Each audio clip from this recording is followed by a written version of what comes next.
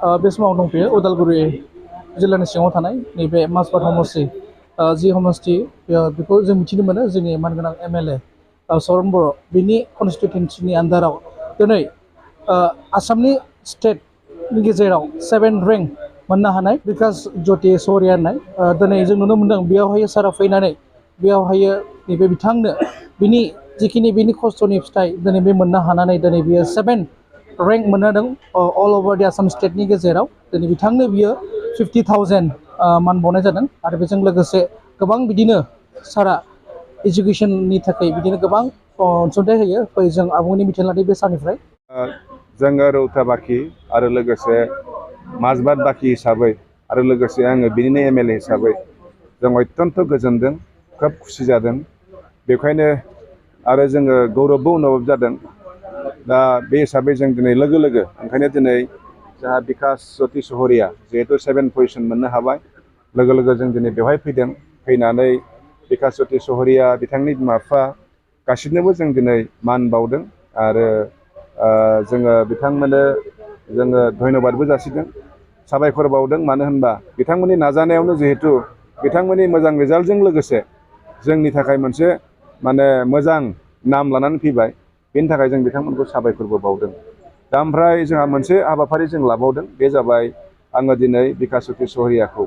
माने आरोबाव एसे उत्साह होनो थाखाय आरो लोगोसे जोंनि उन्दै उन्दै सात्र साथ्रिफोरखौ फरायसुला फरायसुलिफोरखौ एसे उत्साह होनो थाखाय आं दिनै आवगोलावनो फोसावखानाय बायदि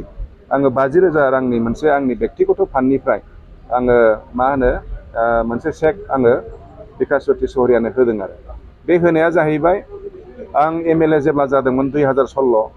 बे 16 सननि उनाव माने रावबो बेवहाय बिदि स्टेन्ड मोनाखैमोन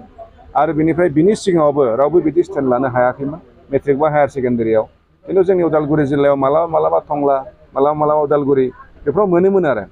ओंखायनो आं आंनि समष्टिनि जि फरायसुला फरायसुलिफोर बिथांमोनखौ आङो एसे मा होनगोन बेखौ थुलुंगा होनो थाखाय आङो बे समावनो घोषणा होदोंमोन जे आङो फोसावदोंमोन जे मालाया हायोबा जों मानो हाया ओंखायनो एबार जोंनाबो फरायनांगौ आरो जायफ्रा मोजाङै फरायगोन जायफ्रा माने बेबायदि जायगा दखल खालामनो हागोन पजिशन मोननो हागोन बिथांमोना आंनिफ्राय 50,000 आं बान्था होगोन होननानै आं बुंखादोंमोन आरो बे लेखायनो दिनै फ्राय 4 बोसोर 5 बोसोरनि उनाव जों फिथाइखौ मोननो हाबाय ओंखायनो अत्यन्त गोजोनदों दिनै आं गोजोननानै मैयासो रिजाल्ट होदों आं बारा गोबाव खालामालासिनो दिनैनो फैनानै बिकास ज्योति सौरिया लोगोसे जोंहा बिफा আপনার मथुरा আছে ना मथुरा नाथ सौरिया और आमार मातृ कृष्णा सौरिया सानै बिमा बिफाखौबो आङो मान बावदों आरो बिकास ज्योति सौरियाखौ मान बावदों लोगोसे बिथांमोननो जा बिकास ज्योति सौरियानो बे चेकखौ दानि बावै आं होनाय जाबाय आरो नांगौआ बेनो जे माथ्र आङो बिकासखौ बिनि गेजेरजों थुलुंगा होनो बेल' नङा आंनि थांखिया जाहैबाय बेखौ नुनानै जोंनि ओनसोलाव थानाय सरकारि स्कुल होन प्राइभेट स्कुल होन फरायनाय गथ'फ्रा जाहाथे उत्साह जायो बेबायदि मोनसे नाम खामायनो गोसो जायो आरो बेखौ नुनानै बयबो गोसो होयो आं बेनि थाखाय थुलुंगा होनो थाखाय बे खामानिखौ मावदों आरो दिनै प्रमान जाबाय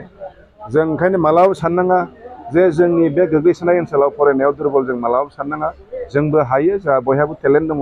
ओंखायनो बयबो नाजानांगौ दिनै बिकासआ जिहेतु हादों जोंनि उन्दै उन्दै फंबाय बिनानावमोनाबो नाजायोब्ला बिकास बायदि नाम खामायनो हागोन आरो उन्दै उन्दै फरायसुला फरायसुलिफोरखौ आं बिनि गेजेरजों बेखौनो खावलायदों उनावबो जुदि सोरबा बेबायदि जुदि रिजाल्ट खालामोब्ला आं बिथांमोननोबो मान बावगोन ओंखायनो नोंथांमोना बे माननि थाखायल' नङा गावनि जिउखौ मोजाङै दैदेनलांनो गायसनलांनो मोजाङै फराय लोगो लोगो ओनसोलनि जाहाथे नामबो जायो समाजनि नाम जायो हारिनि नाम जायो ओंखायनो बयबो फरायसुला फरायसुलिफ्रा जाहाथे मोजाङै फरायनानै बिकास बादि जानो हायो आं बेखौ दिनैनि बे हाबाफारिनि गेजेरजों आं खावलायहरदों মই বিশেষ আনন্দিত হৈ আছো প্ৰথমতে মোৰ পিতৃ মাতৃৰ এক্সপেক্টেশ্যনত মই কৰা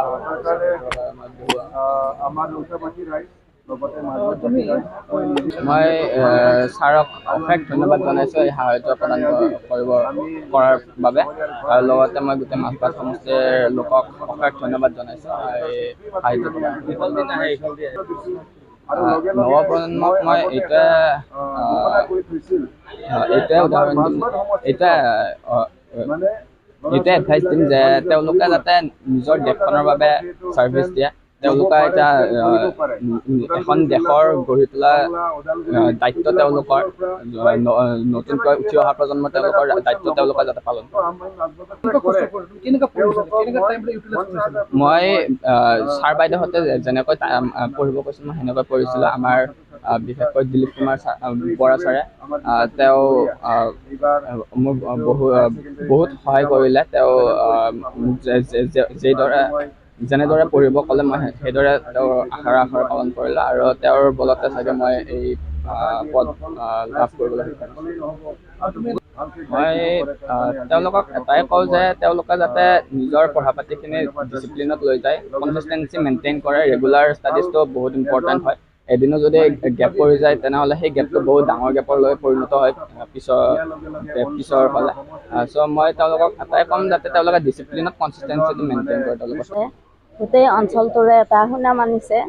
আৰু বহুত আশা আছিল। মেট্ৰিকতো আমাৰ এটা আশা আছিল কি তাৰমানে এটা ৰেংক ৰাখিব, আৰু কৰোণাৰ প্ৰব্লেমৰ কাৰণে অসুবিধা হ'ল, দিব নোৱাৰিলে। এতিয়া তেওঁ যিখিনি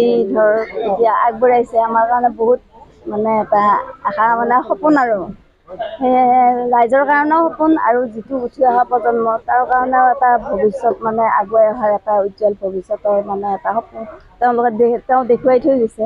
সেইটোকে কৈছোঁ। আৰু মোৰ ল'ৰাই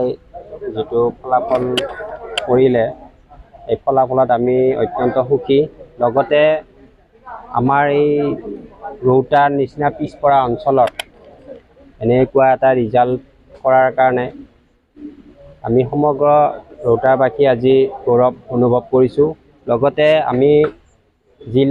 ওদালগুৰি জিলা হিচাপেও আজি গৌৰৱান্বিত হৈছোঁ। আমাৰ এনেই ঠাইবিলাক যথেষ্ট শিক্ষাৰ ক্ষেত্ৰত পিছপৰা, গতিকে এনেকুৱা পিছপৰা অঞ্চলত এনেধৰণৰ এটা ফলাফলে ভৱিষ্যত উঠি অহা প্ৰজন্মক এটা উৎসাহ যোগাব শিক্ষাৰ ক্ষেত্ৰত। গতিকে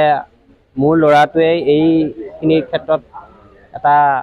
পথ প্ৰদৰ্শক হৈ থাকক ভৱিষ্যত প্ৰজন্মৰ কাৰণে। গতিকে ভৱিষ্যত প্ৰজন্মই এই ল'ৰাৰ আদৰ্শৰে চলিলে নিশ্চয় তেওঁলোকেও তেনেকুৱা ফলাফল লাভ কৰিবলৈ সক্ষম হ'ব। এইখিনিয়ে আৰু।